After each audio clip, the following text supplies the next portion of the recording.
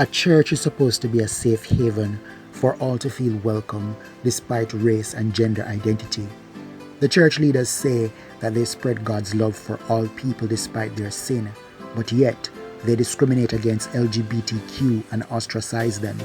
Conversion therapy is based on the outdated and false notion that being LGBTQ+ is a mental illness that should be cured, despite all major medical associations' agreement that LGBTQ+ identities are a normal variant of human nature. Church leaders can be more welcoming to a trans woman. They can show a non-binary person the same love they preach. They can be able to listen to what a non-binary femme has to say.